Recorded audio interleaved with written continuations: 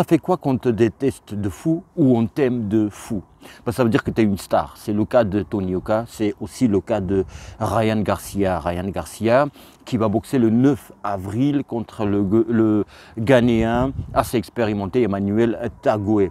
Le Budato, vous savez, c'est un boxeur qui aime se faire détester, qui aime se faire aimer aussi. C'est un boxeur, Ryan Garcia, c'est un boxeur qui est aimé, la personnalité qui est quelque part perdu. Il ne sait pas si c'est un sportif de haut niveau ou c'est un influenceur. C'est un garçon qui peut traîner avec des stars de boxe comme Oscar De La Hoya ou des influenceurs comme Logan Paul ou Jake Paul. Donc à 20 ans, 21 ans, 22 ans, quand tout ça tombe sur la tête, tu es quelque part perdu et tu ne sais pas qui tu es.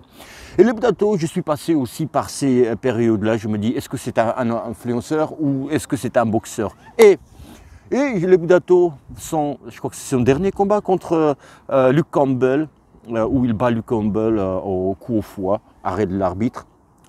Le Budato, et là je me suis dit, waouh, c'est un boxeur. C'est un boxeur de très très haut niveau, le Budato. Et moi, le Dato qui était quelque part perdu, ne sachant pas est-ce que je dois entre guillemets l'aimer, l'apprécier ou c'est un boxeur ou influenceur ou le détester, voilà. Même si je déteste personne, mais voilà, je ne savais pas. Et après le combat contre Luke Campbell, je dis waouh.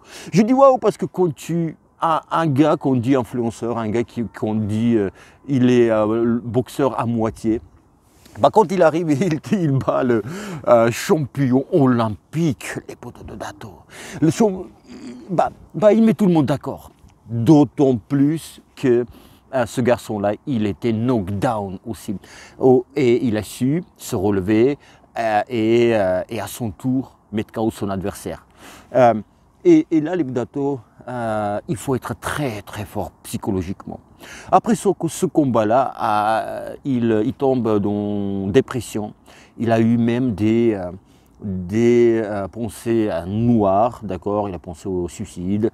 Donc c'est un garçon, je peux le comprendre. Je peux le comprendre dans le sens où quand tu as 21, tu es une star de fou. Tu as tout pour toi. Tu vois, t'es beau gosse, t'as des banques qui viennent, s'il vous plaît, fais de la pub. T'as des plus grands influenceurs qui sont de la planète, ils travaillent avec toi. Il y a tout le monde, le Graal, on fait de l'influence, que ce soit en boxe ou en influence web, ils sont là. Et t'as tout ce que tu veux dans la vie. Et du coup, tu te poses des questions. Mais pourquoi faire des efforts en fait pour gagner ma vie? Les efforts à la salle de boxe. Et parce que si je vous parle de ça, parce qu'en fait la boxe a été depuis toujours, c'est le sport des pauvres.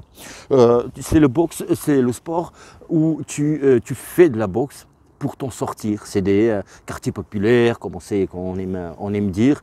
Et voilà, pour gagner quelques sous, pour pouvoir sortir de la galère de ta famille, tu vois ce que je veux dire? Et là arrive l'époque où il y a les gens qui ont beaucoup d'argent tout de suite, tu vois, comme Garcia, ils doivent faire les efforts, prendre des coups, souffrir deux fois par jour, les régimes drastiques, etc., etc. La pression psychologique qu'il y a, tu vois, le business, boxing business, etc. Et pour gagner de l'argent. Alors qu'il se dit, je n'ai pas fait grand-chose et j'ai tout ça déjà. Et c'est compliqué de je me mets à sa place, que c'est compliqué en fait de se convaincre pour se donner envie, se réveiller 4h, 5h, 6h du matin pour aller faire les premiers entraînements de la journée. Voilà, tu vois, il faut que tu prennes le temps. Et il a pris ce temps-là. Il n'a pas pris non plus 5 ans de réflexion, seulement 1 an, tu vois, même moi. Et il revient. Il revient. Ça veut dire qu'aussi, il est bien entouré. Et donc, quand je dis entouré, c'est la famille, etc. Donc, il s'est posé des bonnes questions. Et il choisit le Budato, un garçon qui est ghanéen, comme je vous ai dit, numéro 10 WBC, je crois. Et Ryan Garcia, il est classé dans aucune autre, au WBC, WBO, IBF, il n'est pas classé. Je crois qu'il est seulement classé chez WBC et il est deuxième. Il apparaît nulle part ailleurs. Et son adversaire aussi, il est nulle part ailleurs. Il est chez le WBC, il est 10e. Et là, c'est le Graal. Et là, c'est le magnifique. Les matchmakers, ils se sont dit quoi? Donc, on ne va pas choisir.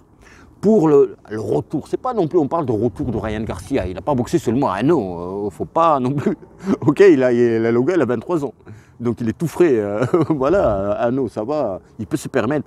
Tu vois, quand tu as 35 ans, c'est long, mais ça va. Et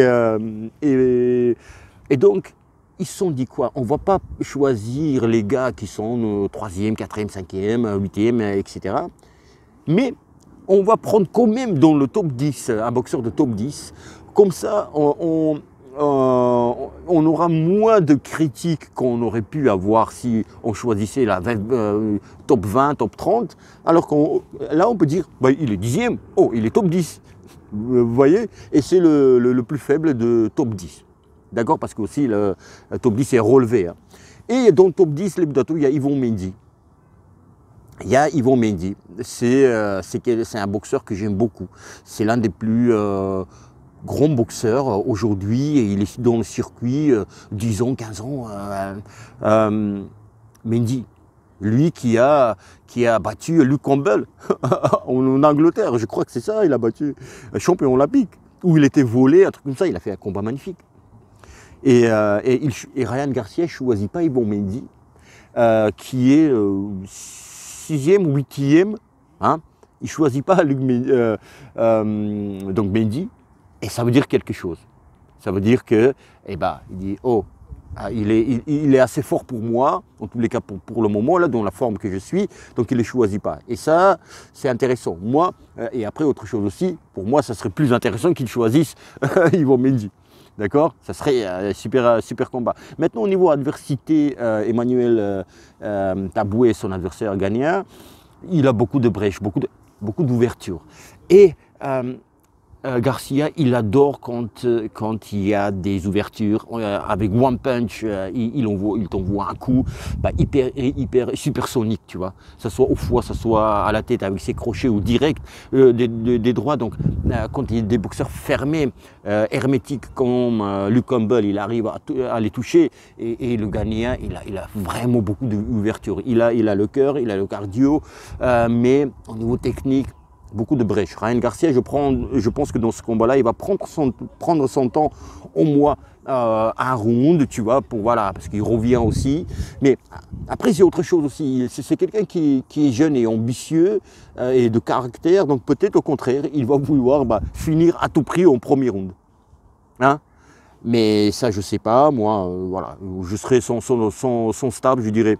Prends ton temps, un round, voire deux, et troisième, déjà ça te fait des rounds et à boxer parce que tu reviens, tu reprends tes marques et après tu le finis. Hein? Donc voilà. Et voilà les Budato. Pour conclusion, c'est que c'est un garçon qui est touchant. Mais maintenant, il y a autre chose. Et peut-être aussi Ryan Garcia, vu qu'il est entouré vachement avec des agents en communication, tu vois, etc., comment communiquer. Et peut-être aussi, il m'a eu. Et comme vous aussi, il vous a eu peut-être. Parce qu'en fait, peut-être c'est un scénario qui était écrit. Parce que la vie de ces gens-là, c'est reality show, tu vois. Ils écrivent des scénarios où on va se faire détester parce que c'est ça qui marche en ce moment. Et on va traîner avec Jake Paul. Ok, on va devenir influenceur, peu importe. On m'aime ou pas, mais à partir du moment où on parle de moi, donc j'ai tout gagné. Peut-être c'était ça sa stratégie. Donc, il a gagné. On l'a détesté quelque part. Détesté, faut pas non plus abuser, mais il y en a beaucoup qui l'ont pas aimé et détesté à cause de ça. Et là, c'est peut-être la tactique où, ah oui, j'étais au bord du gouffre, j'étais psychologiquement pas bien, etc. J'avais dépensé noir. Et là, le scénario de Truman Show aussi, si ça vous dit quelque chose, ce film-là. Et ce scénario aussi est fait pour que, au contraire, on l'aime. Et du coup, bah, ils ont gagné. Ils ont gagné. Aussi, quand ils voulaient qu'on le déteste. Et c'est ça qui marchait, c'était ça qui était populaire. Et bah, ça a marché. Et là, bah, on tombe aussi dans le piège, peut-être. Et bah ouais, pauvre Garcia, voilà. Mais en tous les cas, quoi qu'il en soit, ça c'est des suppositions et je parle loin, quoi qu'il en soit, c'est un très bon boxeur.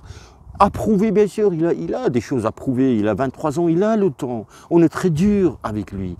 Il a le temps. Il peut. On dit il ne boxe pas assez souvent, bien sûr. Mais il a le temps, les gars. Il a le temps, les Boudato, à boxer, etc. Et à nous prouver aussi des choses. Je crois qu'on est un peu trop dur avec Ryan Garcia. Et c'est aussi sa faute à lui. C'est pas nous qui sommes fautifs, ok, de par un petit peu son comportement, quelque part arrogant, mais bon, ça reste à l'américaine. Mais voilà, approuvé, on va voir. Et donc ça commence le 9 avril contre Emmanuel Taboué. Voilà les Boudato, dites-moi ce que vous pensez de ce que je vous ai dit. Qu'est-ce que vous pensez en tant que boxeur Ryan Garcia? Est-ce qu'il est au niveau de ces boxeurs de Henny, de Davis, de Loma, hein? Est-ce que les Boudato, dites-moi ce que vous pensez. Les Boudato, si cette vidéo vous a plu, n'hésitez pas à vous abonner. Regardez comme c'est magnifique. Qui 180 ou ça c'est San Diego, Texas. Voilà. Les Boudato, je vous dis à bientôt, à très très bientôt. Et bim, dans la gueule de Tamboué, non, Emmanuel Tamboué, pas dans sa gueule, parce que je serais pour Ryan Garcia, c'est pour ça. Sinon, Emmanuel Tamboué m'a rien fait. Ok, cette fois-ci.